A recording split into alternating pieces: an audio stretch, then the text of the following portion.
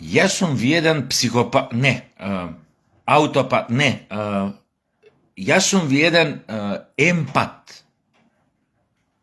Тоа значи сочувствителен човек, знам да ја осетам туѓата мака. Уште кога тој кај што ја осеќам, уште самиот не е свесен дека има мака, ја више му ја осеќам, од напред му ја осеќам. Нека ти од позади, зависи каква мака. Ама битно одма осеќам дека сите мушички не му се на број, или сите даски, овој штици, не му се на број. И соодветно на тоа ги примам тие некои нискофреквентни, како да кажам, сензации од неговиот мозок и знам дека нешто не е окей со него, одма се чувствувам со него. Таков сум, психопат, ова е емпат. Иначе само да ви кажам стара финта, знаете како се вика психопат на скопски? Психопут. Сега да преминам на ова со мојава овај емпатија. Дечки, не мора да е точно ова што ќе го кажам, но јас како го интерпретирам, подпирајќи се на мојата интуиција и на мојата емпатија.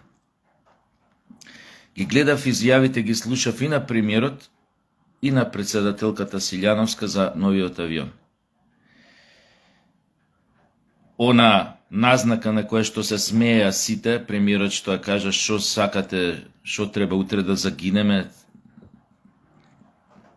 неколку души од влада, па да сватите дека авионот требал да се смени. И она изјава на Силјановска, ајде да се посмееме, ама секојаш ходиме у странство со авионот, сите викаат, тебе го стигна авиончето на браќата Рајт, иначе тие се оние кои што го измисли авионот, кои што го направија првиот модел на авиони, кои што успеа да полетаат 12 метри над земја. И се спуштија. Тоа е првиот успешен лет во човештвото со авион, ако не се рачуна оној митот со дедал Икар, кога овој синот на дедал сјебал мајката со тоа восокот до сонцето, нели, тоа метафора, се доближил до сонцето, а со восок биле перијата на неговите крила врзувани, од сонцето се стопил восокот и брц се забил со главата доле у земја и сјебал мајката. Не е битно. Ги слушав внимателно изјавите. На изглед опозицијата, како што милува да каже, ете премиерот само колку да купи авион, кукал, леле, ке изгинеме, демек председателкава исто прави притисок да се купи авион. И кажете на изглед, па да бе, зашто би се луксузирале мајко му сега авион? Нов авион, владин. Кој има други приоритети.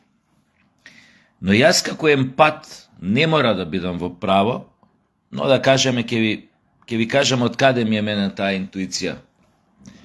Ја мислам дека сериозно челните луѓе во државава, можете да се смеете, можете да не се смеете, можете сериозно да ме сватите, но јас од она што го осеќам меѓу редови, што го зборат, ја мислам дека се сериозно исплашени по безбедноста на својот живот. Не ради некоја несреќа предизвикана од навистина трагични околности, квар на авионот, затоа што е изабен, стар и така натаму, на некои делови и така натаму, пошто сепак тоа се проверува редовно, има сервиси, туку поради тоа што ја мислам дека они се плашат од диверзија.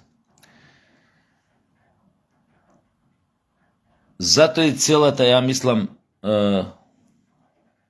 пак ќе кажам, не мора да сум во право, но јас мислам дека токму затоа е она барање да се купи нов авион, затоа што колку толку на нов авион не можеш да се вадиш, доколку тој не дај Боже утре некаде доживее несреќа, се сруши или се забие во некоја брдо, планина.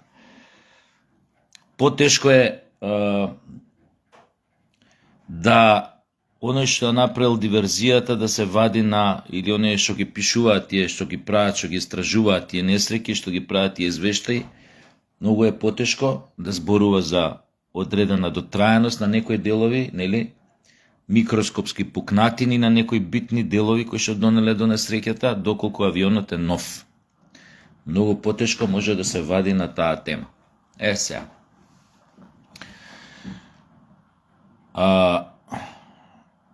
Атентатите на високи луѓе кои што се прават така што кои што се прават преку кои што се користат авиони со кои што се превезуваат овие целите на атентатот се најтешки за докажување. Дека е последицата на рушењето на одреден авион со високи представници внатре, дека е последица на диверзија. Имало барем 10 на 20 примери и повеќе се од 20 примери кога важни луѓе, високи представници на некоја држава гинеле во авионски или хеликоптерски несреќи и за кои до ден денес одредени делови од извештајот и страгата се наштимани како тоа одговарало на веројатно на оние кои што го смислиле сето тоа и до ден денес некои од тие несреќи, делови од извештаите на тие несреќи до ден денес се топ секрет, тоест се државна тајна или во најмала рака не можеш да стигнеш до нив затоа што се кажува дека се уништени, не постојат, се изгубиле, се уништиле како последица на некој случаен пожар негде во некој архив, во некој депо и дека веќе нема трак од нив.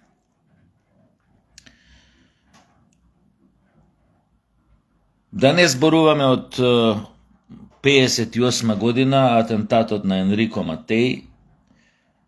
Тој беше еден тип италијан кој отворено зборуваше за заговорот што го прават 7 сестри нафтените компании. Да не ве тупам сега на таа тема. И кој што загина во една многу чудна сообраќајна ова авионска несреќа, исто неговиот авион се заби во некое брдо, рид, при сосем нормални услови, при сосем нормален лет, нормални временски услови, значи, никогаш неговата фамилија не дојде до целосниот извештај за тоа како се случило несреќата, тоест таа остана под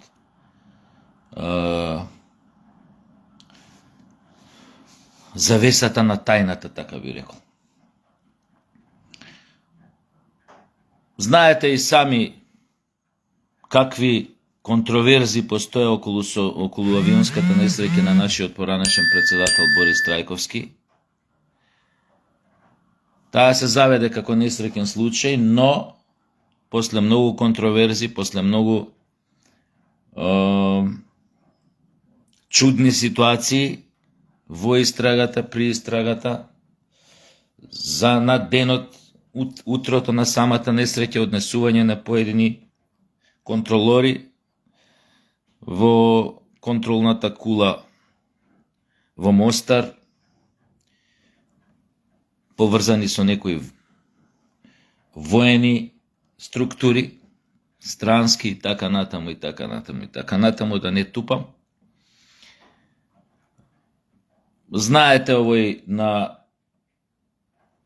исто како заврши на хеликоптерската несреќа, овој што сакаше пуч на Путин да му направи, како се викаше, од тој, заборев се како се викаше, на каков бизарен начин загина на полетување со хеликоптерот. Да не зборувам за разни поеклатантни несреќи од типот, тие се повидливи, сакам да кажам, демек случајно е соборен авионот, тоест леталото, затоа што по грешка е проценето дека било некое странско летало, кое што воено летало, кое не се пријавило од странска држава, па на него е дејствувано со ракети, е така урнато доле, па демек грешка, извинете. Еден од најеклатантните примери за ова што ви кажувам е несреќата на поранешниот премиер на Социјалистичка Федеративна Република Југославија, Джемал Биједич, една моćна, позната фигура од времето на Тито, еден од луѓето со најголема доверба во тоа време маршалот на Југославија Јосип Брз Тито и човекот што најверојатно требаше да го наследи маршалот по неговата смрт, доколку не ја доживеше таа трагична авионска несреќа во 1977 година.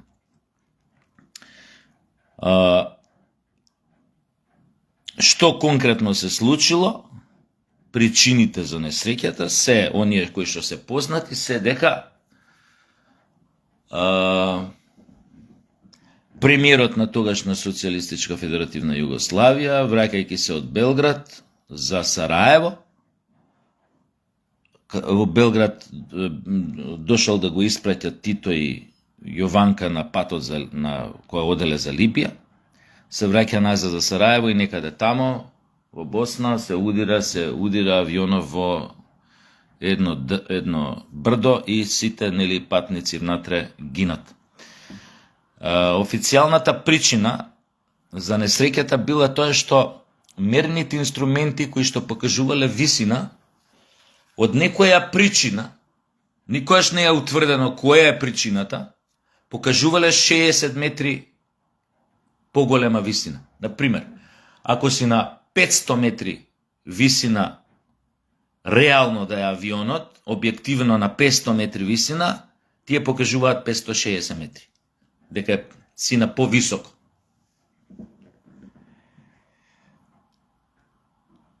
Наводно, причината за кварот на инструментите било тоа што лирџетот со кој што се возел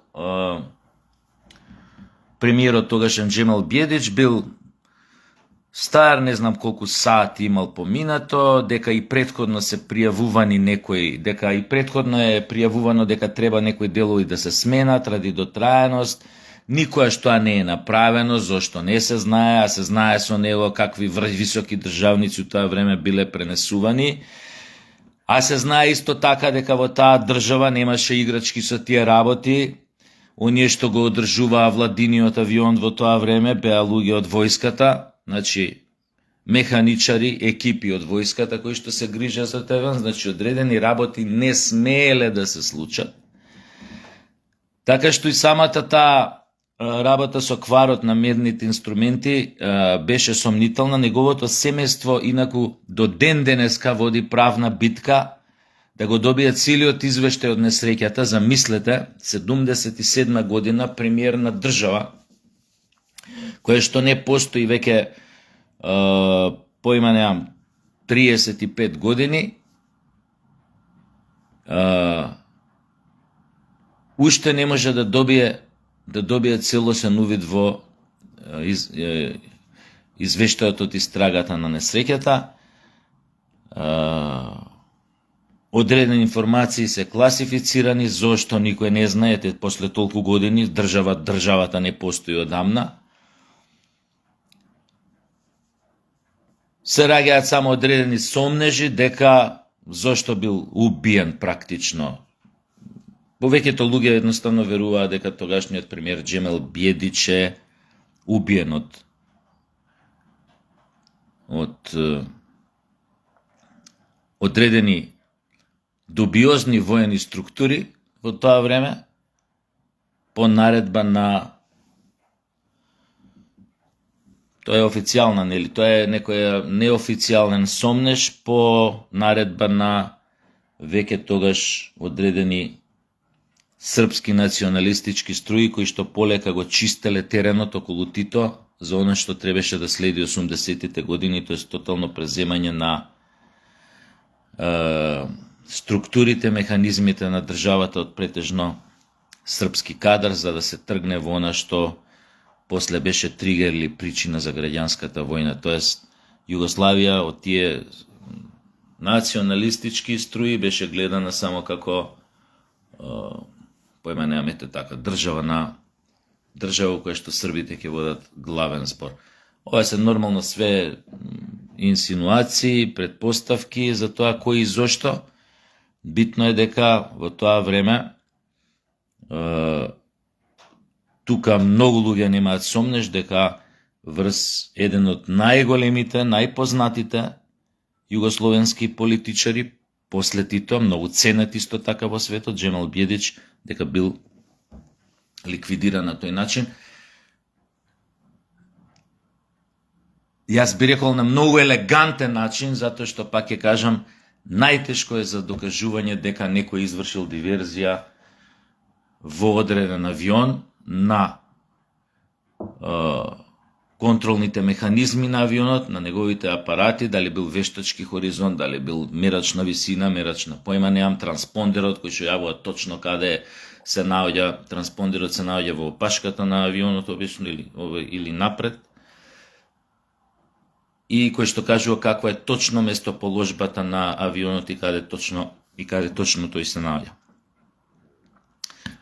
Така што она што го слушав од нашиот премиер и председателката Силјановска, мене ми личеше она меѓу редови, пак ќе кажам, тоа е мојата интуиција, уопште не мора да сум во право, ми личеше дека се сериозно загрижени за својата безбедност. Ако се земе у предвид околностите во кои што се најдоа, во кои што се најдовме, кога влеговме сериозно во немилост на одредени моćни структури во Европската Унија, затоа што конечно покажавме една иницијатива, како да кажам, конечно го активиравме нашиот имунолошки систем и покажавме една иницијатива дека спремни сме да се браниме од сите напади што доаѓаат од надвор, за да не понижат, за да не натераат да клекнеме на колена и да прифатиме се што бараат одредени членки на таа унија. Ова дури, како да ви кажам, го кажувам, не го кажувам за тоа да ме ете колку сме сега за браво. Едноставно направивме нешто, тоеш на нашата влада направи нешто што некој требаше да го направи многу порано, тоест да почнеме конечно да го креваме гардот и да се браниме од сите напади кои што доаѓаат од надвор, од сите уцени ултиматуми со цел да не поништат и да не месат по тоа како глина, како што сакаат. Го зборував ово неколку наврати многу порано, кога реков дека таквата политика на нашата влада нормално дека ќе донесе до големи проблеми во тоа функционирање. Нормално дека реков дека ќе донесе ќе ги зголеми притисоците на нас како држава и особено на нашата влада и дека веројатно нема како да кажам, нема да се притеснуваат ниту малку да ги употребат сите механизми што ги имаат за да не скршат, за да не замолчат, за да не на некој начин да не присилат да го прифатиме нивниот начин на игра и да го прифатиме сето она што тие го бараат. Од таа причина вчера гледав и емисијата на Само вистина меѓу Жерновски и ова портпаролката на ВМРО Митерска, или така мислам се презива. Дело тоа што јас само ова би кажал, огромен дел од тоа што сега имаме одредени проблеми се должи токму на ова. На нашето неприфаќање да играме по нивни ноти, да играме они како што ни свират. Јас ви го реков уште многу одамна, треба да се спремиме дека ќе трпиме одредени притисоци, дека ќе биде тешко на одредени периоди, но дека мора да се издржи, а во меѓувреме нашите мора да бараат начин со кого да се усојузат, како да се усојузат, без при тоа да водат сметка дека таа фамозна Европска Унија нешто ќе им замери, очигледно тие се непријателски насочени кон нас и мора да го прифатиме тој факт дека ако си држиме до себе, ќе ги имаме нив за непријатели. Една од причините што минатата влада, која што ја фалеше Жерновски, имаше широки контакти со Европската Унија, со одредени премиери, од проста причина што они правеа секако што веќе им кажат. Во таква ситуација нормално е сите да те сакаат, кога на сите им клекнуваш и им правиш хонолулу. Секој ќе те сака. До одредено време, додека не им здосадиш и додека не решат да те фрлат на буниште. Деме као голем хендикеп било колку премиери го посетиле нашиот премиер у последниве 2 години. Деме голем показател е за факторизацијата на државата, за низиниот респект во Европа, ако ти дојдат поише премиери. И треба ние сега да паѓаме у несвес. Прво, другар Жерновски, кои премиери бе да ти дојдат? Кај гледаш ти премиер во Европа? Кои се тие премиерите? Министри, кои се? Оној Макрон ти за премиер го рачунаш? Ама бил на Франција. А бе шамари јаде од жена му пред камери. И тој го рачунаш за премиер? Кој друг премиер го рачунаш? Оној другиот што имал дедо во Вермахтот? Што му правил на водачот Хайл Хитлер? Тој го рачунаш и тој ти е премиер? Не заебавај. Кој друг премиер рачунаш?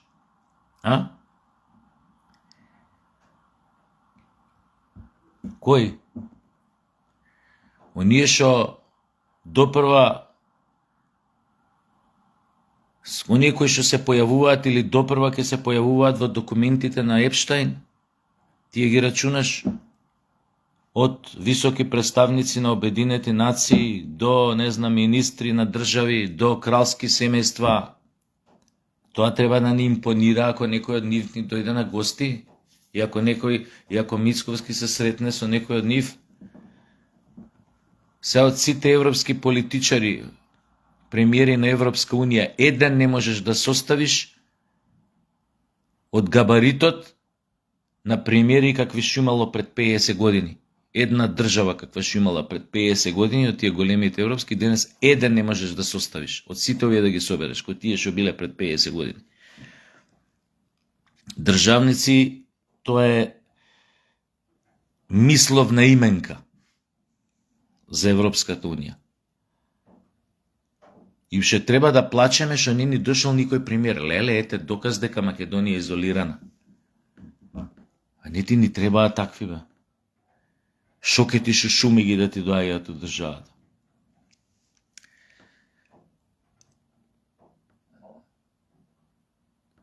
Така што ова што ни се случува и ќе ни се случува, за мене е само доказ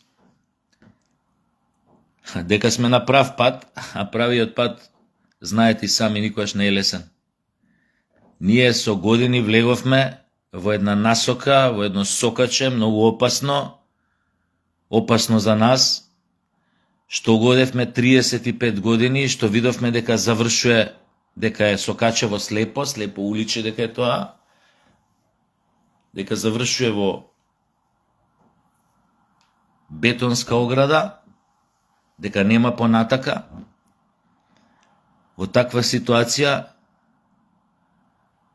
моравме да го смениме начинот на игра. Тој пат по кој што тргнавме не е лесен, заебан е, трновите, мали сме, слаби сме, ќе треба да се издржат некои работи.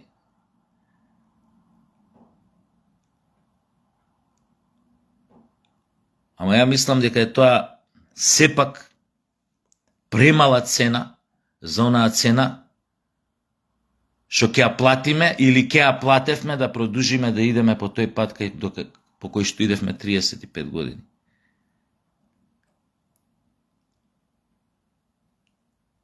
Таа цена не смеевме и не смееме да дозволиме да треба да ја платиме.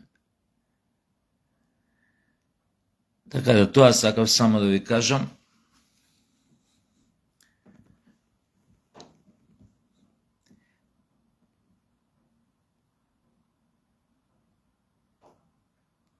Па да видиме, најмалку што пак ја повторам, сега што му треба на ВМРО е некому да се правда, нема зошто да се правдате, но исто така апел, што го реков и вчера, пробајте, најдете начин, кренете го малце духот кај народов, кај граѓаниве на држава, изморени се, истоштени се од години поминати во сурова екзистенцијална борба како до први, што од први и така натаму, задолжени се до гуша во кредити. Пробајте, најдете начин, ако треба вие затегнете го ременот, што сте горе, најдете начин како да им помогнете на луѓето, да им го откренете стандардот. На крајот на краиштата Македонија поседува и златни прачки во Швајцарија. Не се разбираме од тие работи што треба да се случи за да се посегне по тој механизам, но не дека сме изгубени, не дека немаме решение.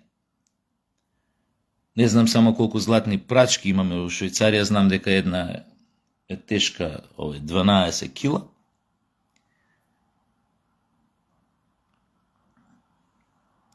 А 1 грам злато е 60 евра, мислам, ако не отиде и повеќе. Што значи, спомнав крајниот начин, иако веројатно има уште многу други начини како да се излезе во пресрет на народот. Олабавете ги уздите малку на народот. Немаме ние зошто некому да се клањаме се уште, да влегуваме во некој почитување на некои сулуди закони и процедури, а не сме ни дел од таа унија. Значи имајте го и тоа во предвид.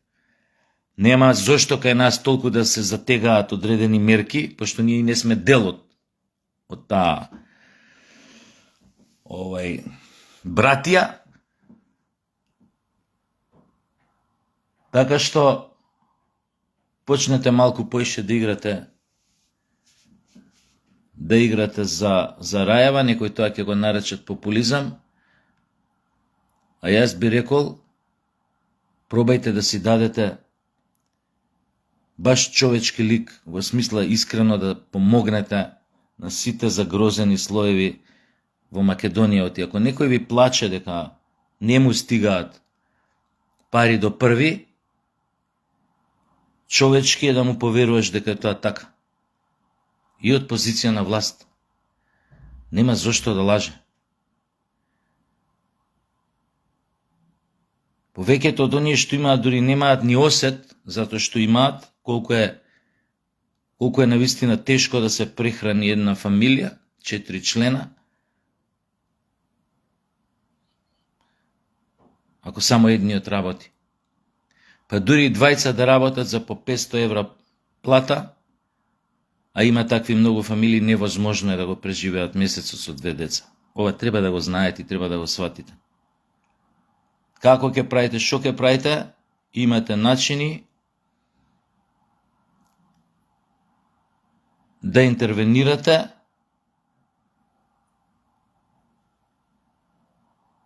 и да помогнете таму во најзагрозените слоеви.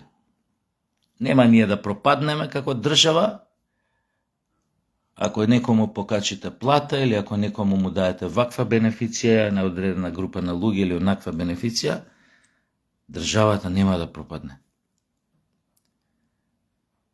Државата пропаѓа ради други работи. А не затоа што си им помогнал на најзагрозените. Ај, чао.